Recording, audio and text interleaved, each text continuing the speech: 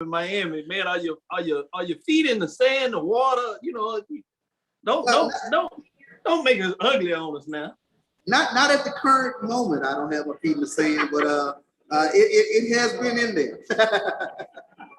Definitely. I love it. So welcome to episode 173 of Inside the HBCU Sports Lab radio show and podcast, the show that's covering the sporting HBCU diaspora. All things HBCU sports from institutions large and small, from NAIA to the NCAA. We share insights and information on the HBCU sports culture, HBCU athletic aesthetics to facilitate the story of HBCU athletic programs and the business of HBCU sports. I'm your host, Dr. Kenyatta Cavil, along with my co-host, Mike Washington and Charles Bishop. We're filming from our home studio and sending a signal live to KSOH 1230 AM studios with the Texas Radio Hall of Famer, that's Ralph Cooper, multiple-time Hall honoree, and beautiful home of Texas Southern University from Houston, Texas. In fact, him and three other media individuals are being honored this week at the Labor Day Classic as those that have covered HBCU sports from a Texas perspective, specifically Texas Southern University and Prairie View A&M University. For kudos for Ralph Cooper, as those accolades are well-deserved and they just keep on coming. Well to do it. I'm glad you're getting your roses and your flowers before you take it to any other level. With that being said, let me welcome these lab lecture listeners because they are jumping in and coming in. Let me make sure I give them some love before we let the brothers get in here and take some talk and get it to another level. Judith Miller, Jerome Chief Sutton. That's a rattler out there, Charles. You know, they in here, they listen to see if you don't give any secrets to see what's going to go up, down on Sunday. Good. Carl Edmond, Joseph Anthony Goodwin, William E. Davis, Michael Ford, lecture time, hashtag Alabama A&M. Boy, that game with South Carolina State. I just realized that game is not on television. How can that be? You got Anthony Weston. Alabama and the Bulldogs in the house. They chances coming out, man. Go Alabama A&M University Bulldogs. I know that's right. Who we got? Reggie Walston. He's representing the CIAA, always in the house. And so with that, we'll jump back in here and get some more listeners as they get going. But as we get into it, today's episode of Inside the HBCU Sports Lab is sponsored by THC Agency. That is, THC Agency is a company that provides sporting and educational consulting and data analytics. Check us out. That's thgagency.com. You can check us out to see if you need any consulting needs, and we can get it done for you. I got a heck of a team, and we can do anything you need to get done in terms of educational or sporting consulting. You see what we talk it, but we also can bring it in terms of the data, information, and analytics and all those things. With that being said, let's get into some topics of the day. What's on your mind, Roland? Since you're the newest guest member, we're going to let you go first. We're going to let you shine a little bit, ruffle your feathers. Yeah, as the adjunct professor new to the, we're going to show out a little bit and see if you can handle it real quick. What HBCU news you want to get off your chest? What's going on? Listen, we cannot jump any further than this weekend. This weekend, I'm excited. See, I got my purple and gold ready. 1876 is ready to be in the house. You know, Coach Dooley already said, ain't time for no trash talking, just represent on the field. So, you know, I'm going to leave it right there. Just get ready. There you go. I like them other folks. Get your popcorn ready. Get your popcorn ready, baby. Let me go to you, Alan Williams, before we take it back to Miami, because, you know, I'm nervous to let Charles talk about anything. He's so relaxed, man. It just ain't right. It reminds me of a couple of weeks ago. I ain't going to tell nobody, but it's something about the Bahamas that just do you right. So I can relate a little bit, just a little bit. How about you, Alan? Yeah, you see Charles got that relaxed look on his face. He looked like he already hit the beach a little bit. He kicked back. Look at that grin, man. He can't hold it. I'm not mad at him. I might be jealous, but I'm not mad. I know. Fruity, hey, nice little fruity drink off to the side. There you go. Hey, I don't hate the player or the game. I love it. But no, you know, the big thing for me, man, coming into this weekend, I am so excited to get football underway. But man, you look at how this NIL is starting to take off, bro. I mean, you see the Beats by Dre commercial by young Shador Sanders? That legendary, that was fire. I'm sorry. That was fire. I'm PB all day, but that was straight fire. I got to give it to the young buck, man. He is his daddy's son. Yeah. I love it. I love it. That was fire. Before I go to Charles, because I'm going to let him get into it and tell us a little bit about what's going on in Miami. But I want to get Roland your thoughts in terms of that Shador, that Beats by Dre, that little commercial, that video, that, oh man, it was fire. Go ahead. Listen, that video encompassed so much. It was spot on in terms of timing, right? It was relevant in terms of getting all the young peoples involved into it. I even let my son check it out. It even had a motivational factor. I am my brand. I was like, look at this boy. You could not ask for anything better from a commercial. And it wasn't like over the top. It was just the music wasn't, too over the top. It was just a perfectly produced commercial. And if I was an athlete right now, I hate to say this, Lord knows it kills me. Prime, where my daddy at? Help me get like that. Charles, this is your time to shine, but this is my only time. I'm around because, man, JSU is doing it. Go ahead, Charles. Chime in as we stroke a little bit. It's definitely been a lot of fun since we've got down here to Miami yesterday. But from the onset, and I have to take my hats off to the promotions and the marketing people down here with the Orange Blossom Classic. Very well done in terms of the open rollout. They rolled out the red carpet for Jackson State last night as it came in.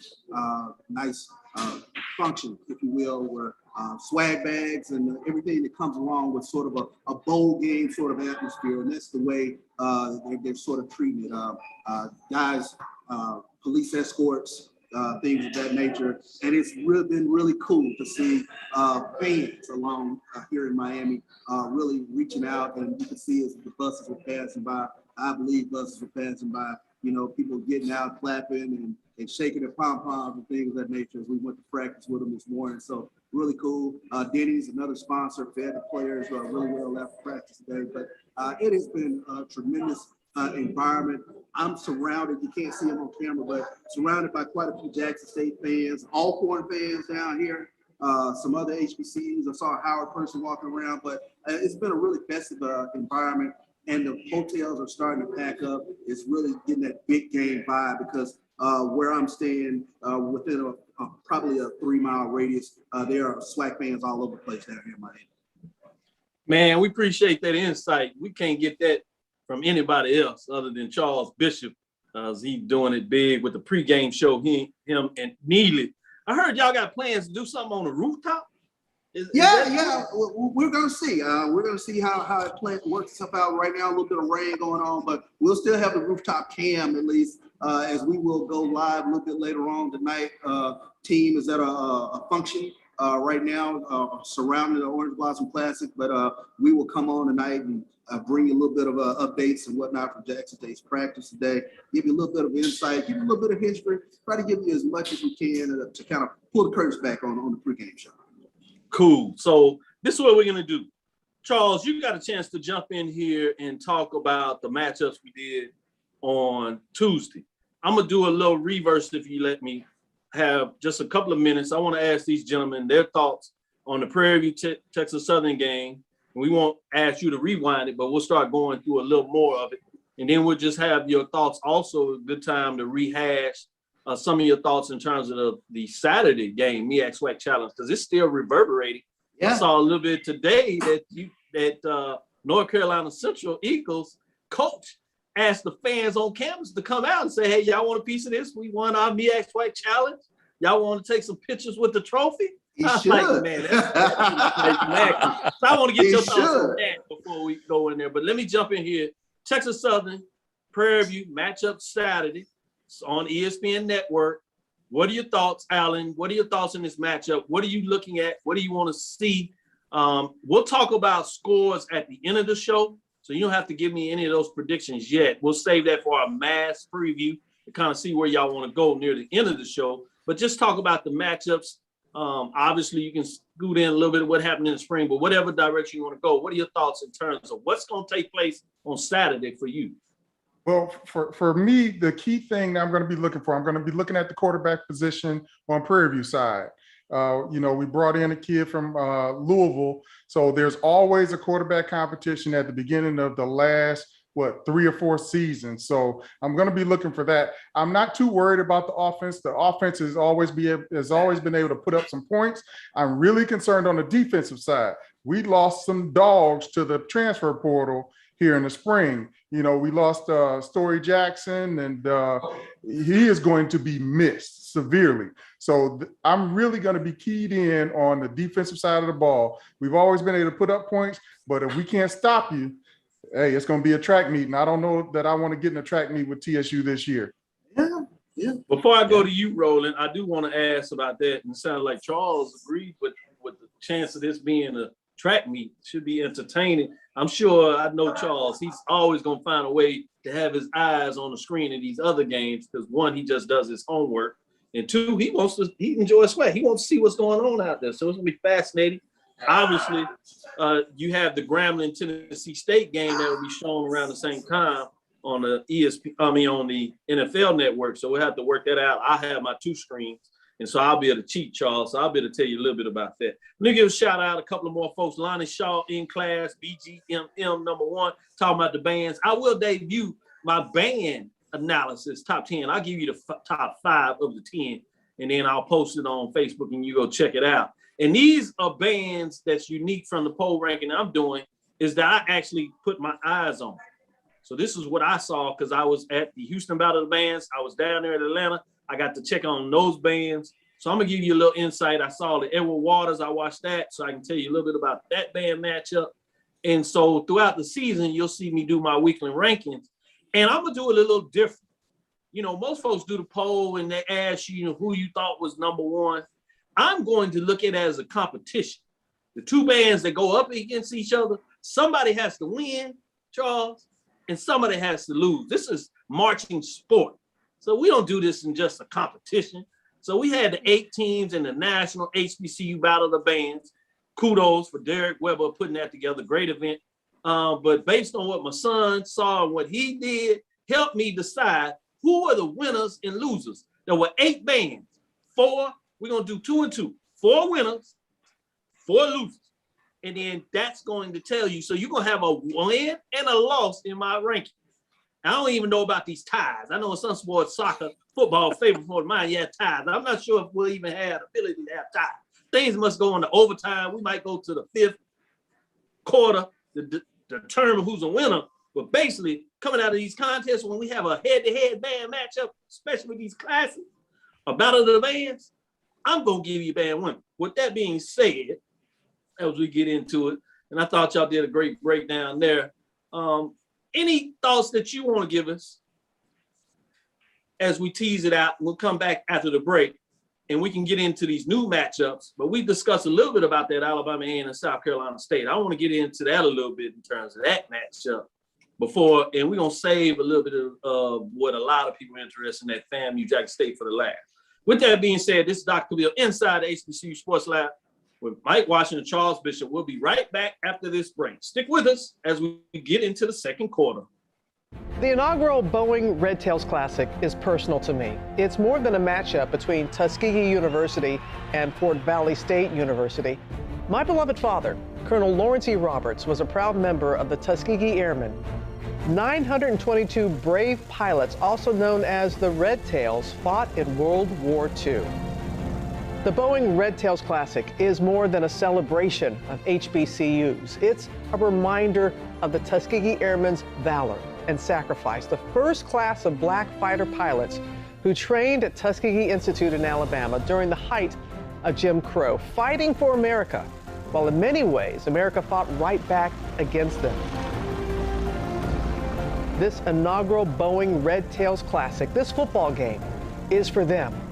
And it's quite special that this game, which will be played at the Crampton Bowl in Montgomery, Alabama, opens the 2021 college football season on Sunday, September 5th at 7 p.m. Eastern on ESPNU.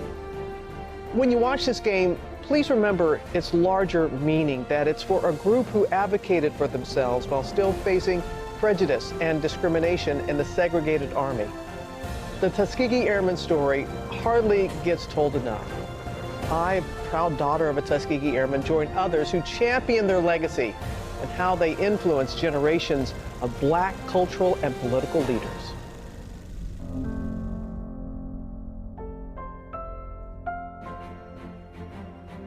Press the analytic data with the hip hop. If you know them like I know them, they gon' tell you if your team, if they wanna loud, and who the ball. So listen to Professor, yes sir, and pay attention, cause he gon' teach a lesson. This is Dr. Bill's Inside the HBCU Sports Lab. Mike Washington, Charles Bishop, Anthony Weston, Alabama A&M Bulldogs, talking about go Bulldogs. He said, what are the predictions and who will be the big winners in weekend? We're going to say that as a tease to the end of the show. We're going to make them give us some predictions now. That's what we're going to do on this show, but we're going to tease it out a little bit. So stick with us. I know you want to hear the big matchups. And for those on the show, this is where you get a chance to be interactive. You can tell me what your thought is. We're discussing this. You can give me your updates and your prediction because we take that seriously. We want engagement from the lab lecture listeners as y'all get into it. Michael Ford says, Doc, which SWAC games are on TV this weekend? Could you please provide that? Yes, we'll get that. In fact, I'll do that before I let Charles break down that Labor Day Classic. We'll get into some of the television games, if you would. This weekend, Saturday, actually, we have some starting out Thursday, today. You have Virginia Union in Hampton, which will be on ESPN Plus. That's a 6 o'clock matchup. That's East Coast, so it's going on now already. 7 p.m. Mississippi Valley at Murray State, ESPN Plus. So on your device, keep one here now. Don't switch too fast. Saturday, though, you got Bowie State at Delaware State. That's on ESPN 3 or ESPN Plus, as you know. You have Townsend at Morgan State, ESPN 3 or ESPN Plus. You have an Allen at Benedict, which is on ESPN Plus. Southern at Troy, which is on ESPN 3. The Prairie View and Texas Southern, ESPN Digital as well, as we get into it. So those are the games you can check out as we move forward. With that, let me go to Charles, since I just talked about the Prairie View and Texas Southern game. What are your thoughts on that? I want to make sure you get in here and get a little, because, you know, you spent some time on the sideline for the Tigers over there now. I know you moved on to the Blue Bengals, the Blue Tigers, as they say, the pregame show you talk about over there. But, you know, you had a little bit of that maroon running through you as well with a debris, that MS in sports studies, sports leadership. Definitely. Talk about that matchup. What do you think about Prairie View and Texas Southern? Well, I think you touched on some very interesting things with regards to Prairie View's losses on the defensive side of the ball, and that's a little bit concerning to me. When you take a look at the ability of Texas Southern, they have 4 running backs that they can throw at.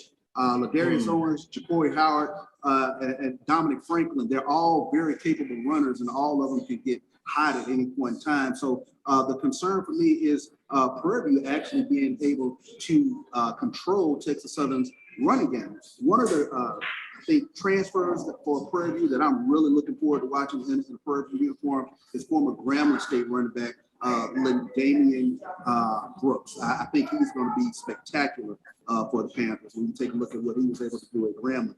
But I think Texas Southern has some pieces that I'm really looking at, and I think they can throw at Prairie View, and they could be a real tough matchup for the Panthers. And then on the defensive side of the ball for Texas Southern, we're talking about Michael Badejo, who is going to be, I think, one of the top defensive ends in the conference, 44 tackles, 7 tackles for loss. And then you also have Julian Martindale coming back. He's a former all-SWAC linebacker for the Texas Southern Tigers. So I think Texas Southern actually has some pieces to get over the hump. You know, when we talk about Clarence McKinney, when he took over this program, you know, they were 8-25 over a number of years with the previous coach, and they started off 1-13. But I think the wheels are slowly starting to turn in favor of the Texas Southern Tigers. I think I got a lean. There, but we'll see official score later. Stick with us. With that being said, shout out to Mary Allen. Ricky Burton is in the house. Quentin Henry. Stan Hardy is back on with us. Grambling, we'll get into that Grambling Tennessee State game, so stick with us. Good to see you, Hardy. Lonnie Shaw is sticking with us still. Chad Cooper's in the house. Good evening, professors from Baton Rouge, Louisiana. Survived the storm. No damage, still no power. We got prayers out for you, Chad. Stay strong. We know it's tough. Prayers in terms of getting that power out. Good that you survived the storm and there was no damage. That's glad that you shared that with us. And you certainly know our prayers are with you and all of our HBCU family members out there struggling through Louisiana, and really all individuals out there as well. With that being said, we'll get back to the gridiron. Now I want to get all of y'all's perspective. I'm going to start with Allen on this one. Let's go with the Grambling, Tennessee State. I just had Stan, he's in here. He wants to know about his Grambling Tigers versus Tennessee State Tigers in terms of what's going on there. And that is the Black College Hall of Fame Classic in Canton, Ohio, Tom Benson Hall of Fame Stadium. That is a 5 o'clock Central kickoff, last time I've heard on it, and it, as you know, will be on the NFL Network. What are your thoughts on this matchup, Alan? Well, you know, we are really looking forward to see which Grambling team shows up. You know, Grambling went 0-4 in this abbreviated spring season, so we are waiting to see which team shows up. Coach Fobbs has probably been trying to focus on the fundamentals all summer and to get his team to show up and just focus on the small things. But we've got also the debut of Eddie George at Tennessee State. Now, as you know, these two schools used to be the granddaddies of them all when you talk about Black college matchups. You know, you had Eddie Robinson and Big John Merritt that used to lead these two schools, you know, when we were growing up. Those were the only coaches we knew. So, like, I can remember going to see these two teams play in Tiger Stadium in Detroit back in the 80s. So I am really looking forward to these teams really getting back to that old glory. And let's get a good football game. You're on the NFL Network. You're playing in prime time. We really need to get a good show out of both of these teams. We need a good performance and see a good game here, man. And I really hope that Grambling can turn it around, because as we know, Grambling can be down sometimes, but they'll be back. Yeah, that's a good point, because after the BA SWAC Challenge, the SWAC is sweating a couple of bullets. Would be nice to see if a SWAC team can get it done, but Tennessee State is out there saying not so fast, along with their fans. And talking about that, I love the way that you talked about John Merritt. I'm going to take it back to Charles Bishop, because he has a nice segment they are doing and debuting this week with the pregame that talks about know your history. And I love when he talks about Big John Merritt as he had his time with Jackson State. And that ties in a little bit about this Jackson State FAMU game, but we'll save that. That's a little plug about that. But I do want to know your thoughts on this Grambling Tennessee State matchup. What are your thoughts, Charles, in regards to what this game looks like on Sunday? Well, I think the $1 billion question with Grambling is what Grambling will we see? The 0-4 spring was a real shocker. And normally we have 2 or 3 Grambling players that we can kind of talk about, they kind of know of. This year, they are, like a few teams, quite a bit of an unknown. Same thing with Tennessee State. Who's going to be the quarterback? Jeremy Hickbottom? Who's going to be quarterback up there in Tennessee State? We know they have an all-conference running back in Devon Starling. Has Tennessee State been able to rebuild that offensive line to be able to compete in OBC? But this one, I tend to lean towards Tennessee State just because historically they've had success against the SWAC. But in the past couple of seasons, we've seen a slippage from Tennessee State, a loss to UAPB and a loss to Jackson State. So this could very well be a pick. Yeah, I can see where you talk about a pick 'em on this. I'm surprised that you may be leaning a little bit of Tennessee State in terms of what this looks like, just because you got the new debut of the coach and how does he get everything going? They had those transfer quarterbacks in there, and I haven't heard much in terms of anybody taking control of the quarterback position, just to put a little tease out there. With that, I want to go to you, Roland. But before that, I have to give a shout out to Ricky Burton, as he says, JSU, baby, beat Tennessee State. Got to make sure I show love to those Grambling Tigers, because a couple of weeks, there's a State Fair Classic where you go in Dallas, and that should be interesting. We'll see if we can save that plug and bring y'all back in for that. I'm sure y'all have much to say about that matchup. But for now, let's look at Grambling in Tennessee State. Roland, what are your thoughts on this? Listen, Doc, I didn't bring my note cards and everything. So like I say, every class got to have the class clown. We know Grambling gonna get they behind beat, and they're gonna get it beat again when they play us in Prairie View. I mean, in Dallas there.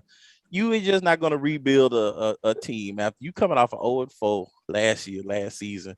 It's not gonna rebuild that fast. And Tennessee gonna spank they behinds, and I don't predict it to be this close matchup as everybody else is saying. It's just it's not gonna flow like that. So sorry, GSU, lick your wounds, and then we'll see y'all in Dallas, and we'll attack the other side of you behind then. So Wow. I said it. Yeah, I said it. And so Oh man, this is fun. This is good. So Anthony Yeah. Weston says ties in before we slide into Alabama South Carolina State game. He says kudos to Big John Merritt. He says, I'm a big man. I smoke big cigars. I do everything big. Big John Merritt. Man, that's a great quote to get out there. Okay. Statement, Yes, I sir. should say. Put out there. 1952 to 1962. Jackson Aggie State, Pride so, says yeah, prayers for the storm victims. What were you saying, Charles? Oh, it's 1952 to 1962. Jackson State's head coach. He has a Black College national championship with Jackson State, but of course, very well known, of course, for his years at Tennessee State. Tennessee State 16 Black College national championships. Grambling 15 Black College national championships. So I love the blue bloodness of this game. No doubt about it. You're talking about the battle of the Black College Championships, getting it on. It's a lot of ways that this is magical there.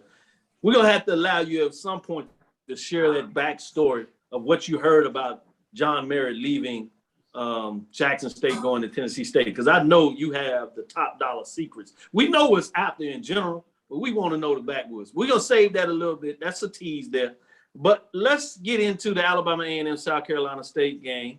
We'll do that a little bit. But we're going to take a quick break, an early break. We get into it. And then we're going to wrap up with that South Carolina State, Alabama A&M game. And then we'll get into the big one. Jackson State, Florida A&M, we'll get a chance to do that. We might be able to tease in a couple of these mid-majors before we do that. Before we take this break, I did want to talk about this. Put some of those mid-major classic games of the week in there. You have an interesting SIAC SWAC matchup. Yeah, Miles College traveling to Alabama State. Miles College is one of those teams that's really doing well, ranked top 5 in their rankings, top 3 really in terms, and they've had success over the last couple of years getting it done in the SIAC. They're going to be chomping up the bits to go down there to Montgomery and see if they can make a statement. I have them as number 3 in my poll rankings, and Alabama State is not ranked in the top 10 in the major rankings. So this is an intriguing matchup to me when you talk about that. So we'll get a chance maybe to get your thoughts on that a little bit. Then we have an SIAC CIAA matchup, which I always like these intra-conference matchups between whether it's SWAC, MEAC, or SIAC CIAA. And then you have some of those mid-major, major matchups intra-conference wise between HBCU. So you have Clark Atlanta, obviously been down, but Livingston has been down as well. Great story out there by Steve Gaither talking about the stone, a quote that was out there. I really like that picture that he gives, getting done with that. But that's an interesting matchup to me in terms of what's going to go on. That game is in Salisbury, North Carolina. Rowan Salisbury in terms of that matchup on Saturday at 5 o'clock Central Time. As we do it, let's take this break. This is Dr. Cavil inside the HBCU Sports Lab with Mike Washington, Charles Bishop.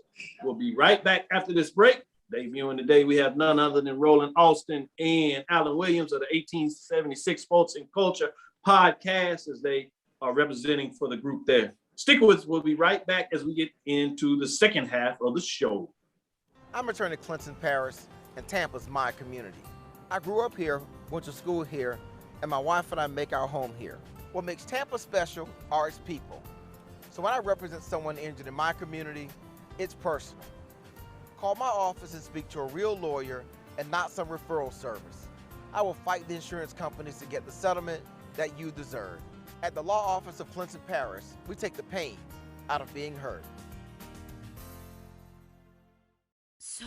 Shop Velvet Online Women's Boutique to spice up your closet with trendy, unique looks. We have fashionable and chic looks at very affordable prices. Velvet Boutique offers free shipping all year long on all orders. Shop online at www.melvetboutique.com. That's www.melvetboutique.com. Like us on Facebook and follow us on Instagram. Shop Velvet Online Women's Boutique.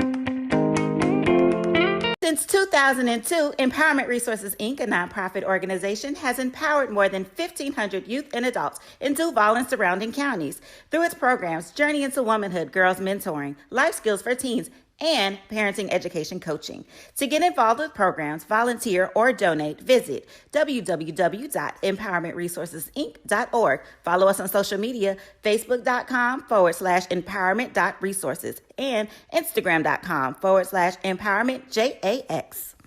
Press the analytic data with the hip hop. If you know them like I know them, they gon' tell you if your team, if they want a law, and who the ball. So listen to Professor, yes sir, and pay attention. This is Dr. Cavil with Inside HBCU Sports Lab with Mike Watson, Charles Bishop. Charles Bishop is out on assignment, but he's still getting it in on the show. He's in Miami, getting ready for that 5 matchup between Jackson State and Florida A&M. Boy, it is a divisional matchup. This is not MEAC SWAC Challenge. This is a SWAC Eastern Division game. It should be fun. But before we get into that, we want to rock a MEAC SWAC game. It's not the MEAC SWAC Challenge, but it is a MEAC SWAC Challenge, or SWAC MEAC Challenge, as people like to say in the SWAC, which is between Alabama A&M and South Carolina State. South Carolina State is traveling to Alabama Huntsville this weekend, as many of you all know. They're returning the trip that was a game played in the spring where the Alabama A&M Bulldogs bit up in a dogfight against the South Carolina State. So I'm sure South Carolina State has something to say, and they were chopping it up a little bit, as Coach was talking about, proud of what North Carolina Central did. So it's fascinating. Let me go to Roland as he gets a little bit of his banter in here and talk. As he told you, he's going to have some fun when he gets a chance to get on the mic. So I'm going to go to him first. What are your thoughts in this matchup of the big dogs? What's interesting as you get into it is just the fascination, as once we thought more about South Carolina State on the defensive side and then Alabama A&M on the offensive side. But this is kind of flipped in some ways. South Carolina State is looking to do a little more offensively, and it seems like Alabama thinks they can do a little more defensively. But let me hear your thoughts. I hope they do more than they did last year or earlier this year. It was like, what was it, 21-7? Yeah, 31-7. 31-7. Like, I think you need to do a little bit more offensively than you did. So, hey man, they didn't have a full year to kind of recover off of that loss. So, I don't know whether there's still some mental anguish that they got to overcome to actually compete this year. So, but hey, it will. I know Charles' words. It will be an interesting matchup, but no, I don't think it's gonna be that interesting of a matchup. I mean, Charles is good about finding them hidden gems to let you know how it's gonna be interesting. He's not necessarily referencing the score. He's just letting you know there's some things that are interesting. Interesting barrel of trash talking going on. That's what you're going. See, Charles knows how to watch the game like a fantasy player. He likes that fantasy football, man. But so he got to watch like a village idiot. Did you see that he missed 3 tackles? No doubt about it. Well, Alan, jump in here as you were saying. As Roland doing his thing, I love it. Keep it going. But Alan, I want to know, what are your thoughts in terms of this matchup? When you think about it, for a lot of people coming in here, South Carolina State is selected to win the MEAC predicted order of finish in terms of this new configuration of what some are saying after the new Big Six in terms of the MEAC.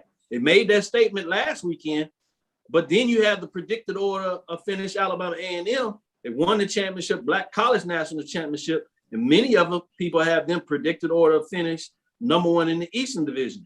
2 top teams, top 5 matchup in a lot of ways, top 10 matchup at least. What are your thoughts in terms of this, Alan?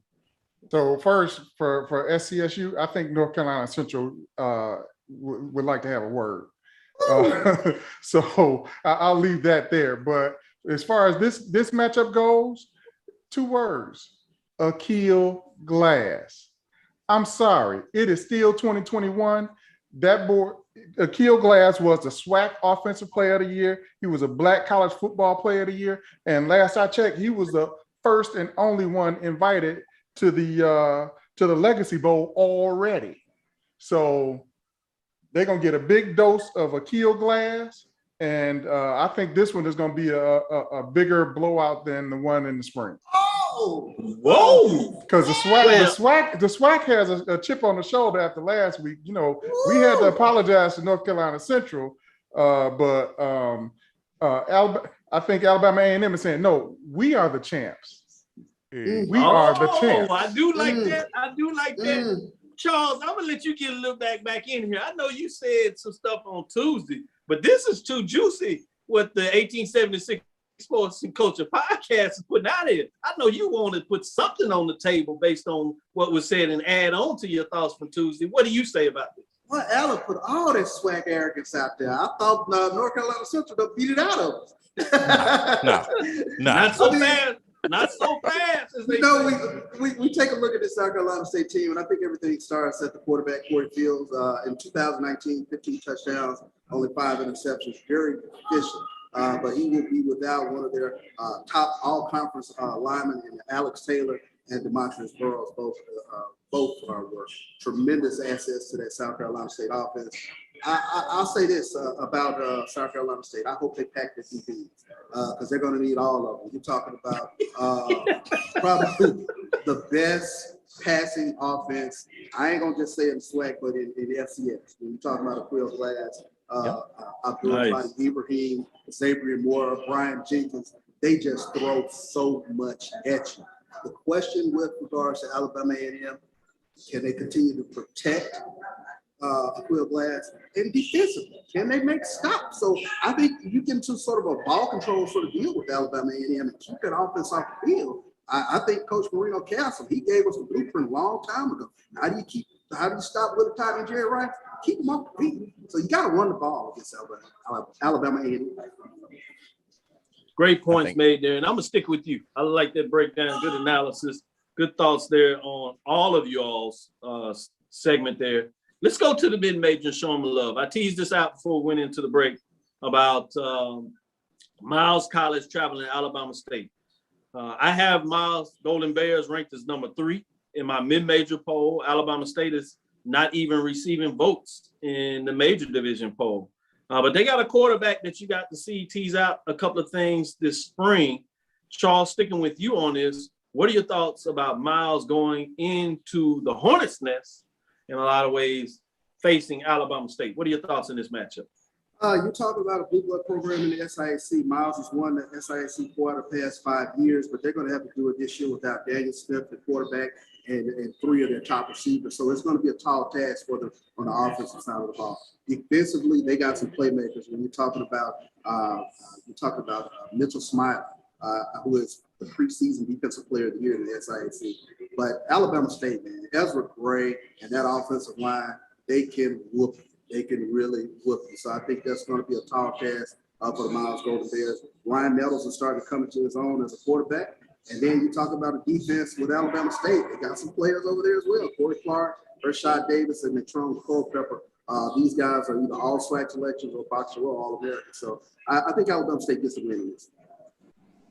Man, he said they're going to lean on him, Roland. He going to lean on him. I think that's going to actually be a good matchup.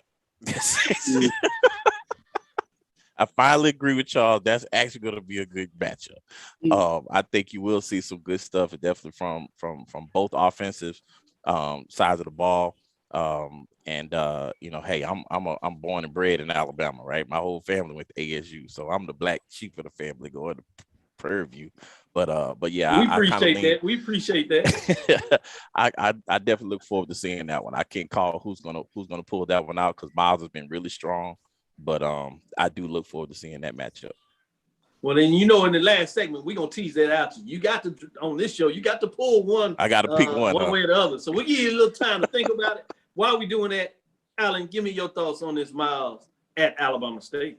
Well, one thing I know, I was an engineering major. You can't change physics. And those big jokers from Alabama State get to leaning on those guys from Miles. You just cannot change physics. That mass is going to win every time. So I'm going with Alabama State in that one. The Miles has had a really good run over the last 5 years, but now you got Savannah State who made their way back to the SIAC, after leaving with their tails tucked a little bit out of the MEAC. So I'm looking for Savannah to really make some noise in that Eastern Division of that SIAC, man. So Miles is gonna have a tough year this year, man. We're gonna really find out who they are this year, because it's not gonna be a cakewalk this year with Savannah State coming full force, because they really won the division back in 2019, but couldn't represent in the championship. So it's gonna be interesting to see what happens between Miles and Savannah this year. I like that. And that could be a SIAC championship matchup between Miles and Savannah State, as you're talking about. And it sounds like you're kind of putting it out there as your prediction of who's going to represent the East and who's going to represent the West and fight it out with a lean maybe to Savannah State. I like that. Amos Fawcett says, great points, Professor Bishop. South Carolina State is always tough. If they get to the quarterback and play ball control, they have a shot. Aubrey Parker is putting one out there. If Alabama State loses to Miles, coach won't make the Magic City Classic. I have to agree with you there. Ain't happening. Alan Malone says, Alabama A&M game week. The champs is here. I like it. Great comments. Keep them coming. Willie Alexander says, good evening, as he wishes all the lab lecturers doing well out there, just talking to everybody. Keep the comments coming. Brother Brian Gauthier is in the house. I know he's representing his rattlers. He wants to get into that. We'll have that for you. Wait till the last segment. We're kicking that. We got Mike Washington giving us a little shout out. PVAMU strong. So he's hashtagging us, letting us know as he's putting in the work. He's cheating over there because he's putting in work. He's got his phone on the side. So I love that. Brother Mike Washington giving us a little primetime love and supporting his 1876 Sports and Culture podcast crew, as well as representing for us the lab lectures with Charles Bishop, getting it done, and myself. With that being said, let's get into this one. I know this is off a lot of people's radar just because of the type of matchup. SIAC, CIAA, Salisbury, I teased it out, Clark Atlanta, Livingstone in terms of that matchup. You can keep this one quick. I know it's hard to get into details on this one just because these teams hadn't played really good football over the years, but anytime you get a chance to see a SIC, CIAA, you can do this. Which direction are you leaning? SIC or CIAA with the Clark Atlanta, Livingston sticking with you, Allen. Which way you leaning? SIC, CIAA? I'm going SIAC. With that, rolling. SIC, CIAA? Got to roll with Clark Atlanta on that one. That's the team I say that I want to push for when we do the next expansion. I want Clark Atlanta. So I like the fact you're thinking like me from a monetary standpoint. Charles, Clark Atlanta, Livingston, which direction you going? Let me go with Clark Atlanta. Shout out to my homegirl, Carla Woodlock. Her husband's on the staff. Oh, yeah, that's right. So, shout out to the parents. Yes. Yeah, shout out to that. When we were down there, I visited Clark Atlanta, and her husband took care of me real nice in terms of taking to the airport. Got a chance to speak to the athletes, previous coaching staff down there. I like that. Great point. I'm glad that you made that connection and had me remembering that a little bit. With that being said, let's go to our last break. We'll get into the fourth quarter. We're going to talk a little bit about Jackson State, FAMU in that matchup, bring it all home. And then we're going to have these people give us at least some scores, predictions in terms of who they rolling with these matchups we talked today. So we're going to get it on record. With that, this is Dr. Cavil inside the HBCU Sports Lab with Mike Washington, Charles Bishop. Shout out to Mike Washington as he put in the work on assignment. We appreciate you. Next week, we'll give him to give you some insight because he was in Atlanta earlier than I was, and he'll give a breakdown from Friday and Saturday morning so you can get some insight for those that only were able to watch it on television. We're going to have Mike do an assignment for us next Tuesday, so stick with us. We got a lot of stuff going on, and next Tuesday, I'm going to debut my poll week number 1 based on all these matchups. We'll see who's up. Who's down? Bulls up, Bears down. We'll see what's going on and all that. Dr. Cavil's inside the HBCU Sports Lab with Mike Watts, Charles Bishop, guesting for us today in the lab of Professor Austin, Professor Williams, bringing all that knowledge along with Professor Bishop. Stick with it. We'll be right back. Into the fourth quarter we go. The human voice has always connected audiences with experiences. Major brands all across America have trusted Kever's voice time and time again. Conversational, powerhouse, intelligent, and sincere. That's the voice you need for your creative marketing process. KEAVERSVOICE.com. Kever's Voice, Kever's Voice, keversvoice.com. Always on, all the time. For 200 years, Montgomery, Alabama has been making history by people who had the courage to stand up for change. Today, this riverfront city has been reborn, embracing the past and looking forward to the future. From the National Memorial for Peace and Justice to the stage of the Alabama Shakespeare Festival. This is where history was and is made. We are proud to call Montgomery home, and together, we can be the change.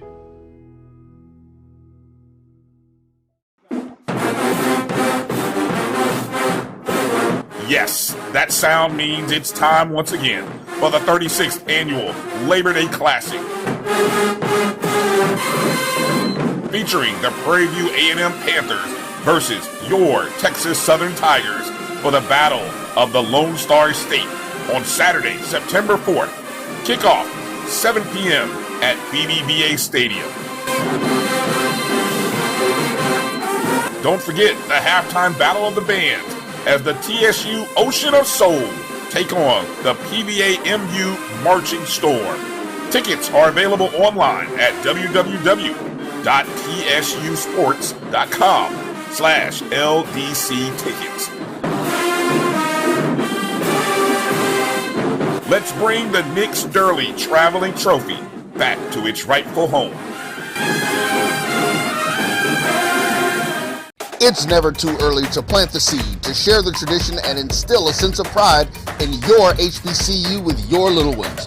HBCU Pride and Joy Children's Boutique helps you share your school spirit with a wide selection of adorable kids' apparel and accessories officially licensed from your favorite HBCU.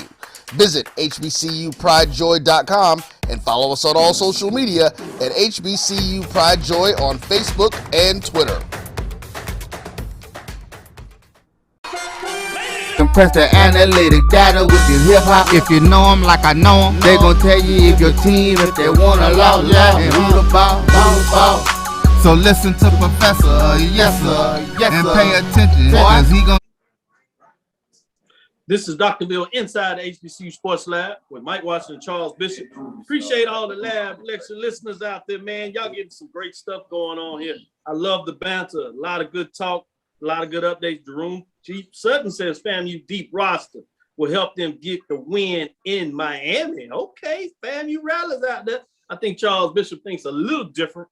But Charles, you don't have to go the deep dive. You did a beautiful job on Tuesday really getting into it. But were a couple of things that you didn't get to talk about that you may want to make the listeners aware of? Oh, sure. I think when you kind of take a look at this Jackson State Florida A&M matchup, I think a lot of our fans have been right. I think everything will kind of be determined within the trenches. And from looking at Jackson State's offensive line, it has done a big 180, I think, from the spring. I think that is the first thing that you'll notice. And then they also get back Cedric Dunbar, who's a former All-SWAC selection. He'll be making the line calls at center. So I think that's huge for Jackson State in terms of protecting Shador Sanders, we call it QB1.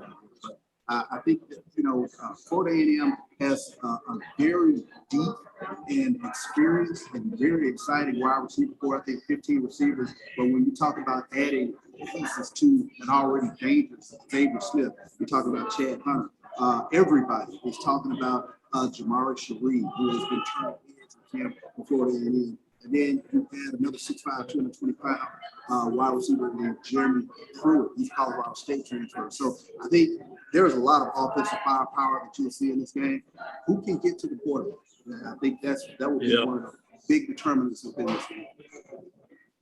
I like that. That's a great point. I think in so many ways, yes, it's about the trenches, but the really intriguing about the trenches is the part which war is going to happen in the trenches that's going to allow either one quarterback to really get off or not allow that quarterback to get off. With that, let me stick with you, Alan, in regards to your thoughts on this Jackson State Florida A&M matchup. Where are you going? Man, my heart says it's going to be Jackson State, but it's real hard to go against the Rattlers in this one, man. They just have too much firepower.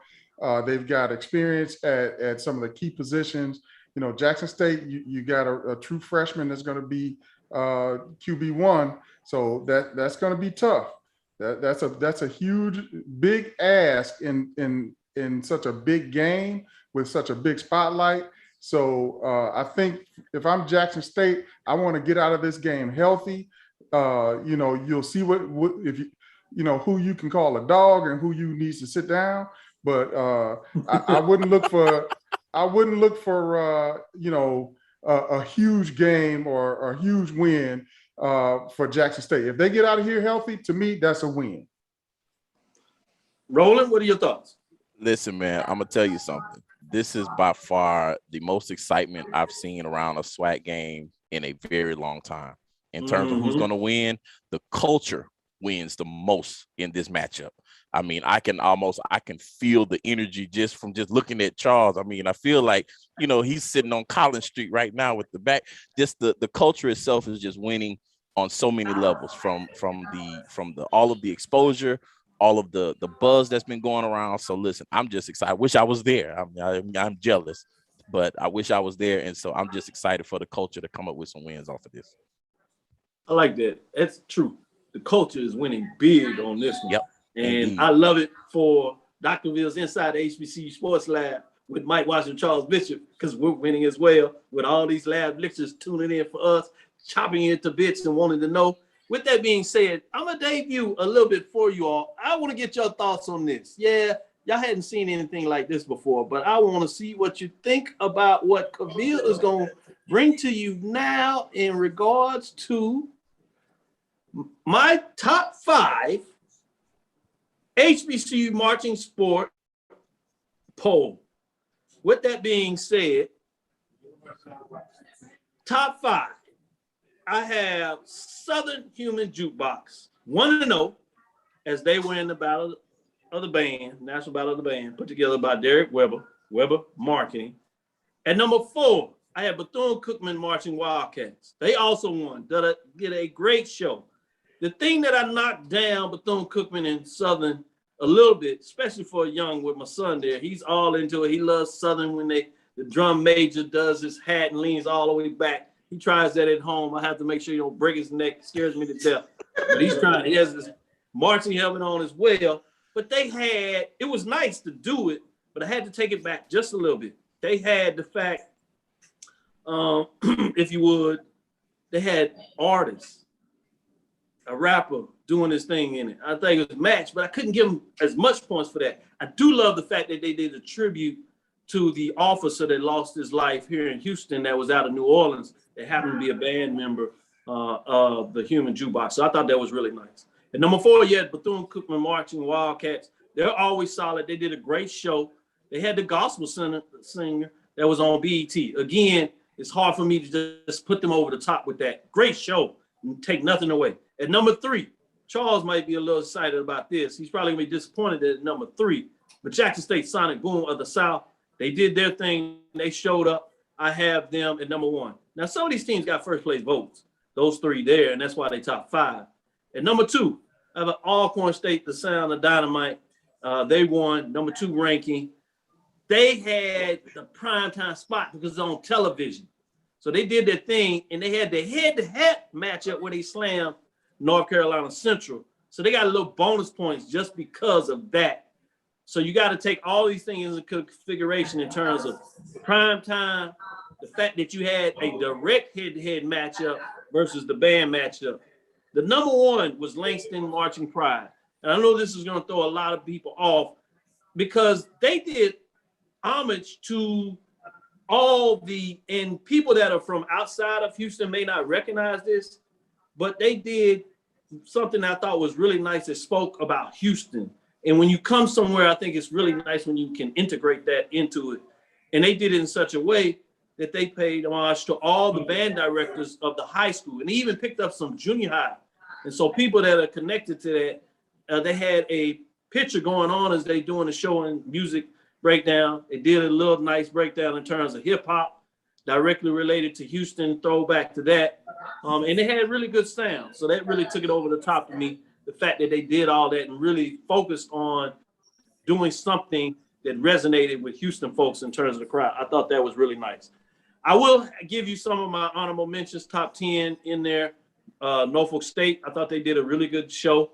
A lot more fans than I thought in terms of the poll I put out there. They jumped on it. So I'm just going to give a shout out to Norfolk State Spartan Legion Marching Band because you don't always hear about them, but they're significant and they were out there. Number 7, Talladega getting the last call. They represented, really showed up and showed out. North Carolina, blue and gold marching band, marching machine, I should say. They were solid, representing A&T. Edward Waters, because of their matchup in North Carolina Central, they are in the top 10, but they're 0-1 with their loss. The other teams got wins. A&T got a loss because they were out of the top 4 rankings for the National Battle Band, along with Norfolk State, Talladega. So we'll see what this looks up. Obviously, we have Jackson State, Sonic Boom of South. They match up with the Marching 100. We'll get to see Jackson State gets another chance to make a statement. They've been in it, so that'll be fascinating in terms of that matchup. Obviously, just Grambling, Tennessee State get a chance to get it on. So those are things I wanted to talk about in terms of what it looks like. As we kind of close things off, I did want to go in there and make sure you got a chance to tell me in terms of these matchups. You can just say win or loss. You don't have to give a score. That's up to you. But in terms of let's go with the Alabama A&M, South Carolina State. Who you got rolling? I got Alabama on that one all day. Charles? Go A&M on that one. Allen? A&M. Prairie View, Texas Southern. Sticking with you, Allen. Prairie View, Texas Southern. Going with the home team, baby. Prairie View. Rolling? You already know who I'm rooting for, baby. Charles? Ooh. We're going to go with PB on this one. Good. Go ahead and get this. I'm going to stick with, well, everybody knows this, so I'm going to go back. Let me go back to you, Roland, in terms of the Grambling State, Tennessee State. Who you got? Tennessee State. Charles? Gotta go with Tennessee. No, Allen, Grambling, Tennessee State. Who you got? I'm going Tennessee State. Charles, Grambling, Tennessee State. Let me be the outlier. Let me see what the Grambling Tigers do. Sticking with you, Charles. Jackson State FAMU. I think we know this answer, but I believe. Home team. Better not say that on it. I believe. I know you do. With that, Roland, what are your thoughts? Jackson State, FAMU. I really want to say Jackson State, but it's tough. I'm gonna say Jackson State. Allen? I got FAM on that one. Before we get out of here, I did want to say Jerome Gilbert, reach back out to Roy Evans. He was out most of August, so he didn't get a chance to hit you up. He was out of the office, but he's back in the office. So if you would hit him back up, make sure you do that. With that being said, I want to shout out to Alan Williams and Roland Austin joining us from the 1876 Sports and Culture. Shout out to Charles Bishop and Neely as they're getting it done with the pregame show. Stick with them, man. They have a nugget of information they're going. And while you may have your differences, framework with Jackson State, certainly rivalries, but what they're doing, as Roland said earlier, for the culture is important for us to understand that we can get with our coaches and we can do the same thing for our programs and take it to the next level. So that's what I'm hoping some people get out of this, is that not to be so mad about what's going on and they're getting attention, to say, what do you need to do for your institution, whether it's supporting somebody doing it or doing it yourself, about getting it done for your institution. With that being said, that'll do it for us. This is Dr. Cavil inside the HBCU Sports Lab. Thank you for listening to Inside the HBCU Sports Lab. Make sure you share our podcast with your friends and colleagues. I am Dr. Kenyatta Cavil, the Dean of HBCU Sports, coming from inside the lab in the College of HBCU Sports with Mike Watts, Charles Bishop. We hope you enjoyed our guest again, Roland Austin, Alan Williams, bringing it from you, 1876 Sports and Culture. Check out Charles and Neely on the pregame show and the rest of the programming we got on the BCSN. Download my JVN, my BCSN. It's important to make sure that we can get the support so we can continue to bring this. Obviously, you have your Carlos Brown bringing it from Southern in all perspectives down there on Saturday from 10 to 12. You have BJ Jones also representing college football, another Southern representative, but he gives you that great insight from the football analyst. Check out our other shows as we continue to give it. O&G, Orange and Green, as they bring it to you like none other than, signature show, Brian and AD with the sports wrap, Knights of the Round Table, that brings a perspective from all HBCU media folks they cover it from around the country. You can check out their thoughts on it. And I will end it there. We look forward to next week as we discuss the latest news in the lab. Follow me, Dr. Kenyatta Cavil, Twitter, Facebook, and Instagram. It's DrKenyattaCavil, DrKenyattaCavil.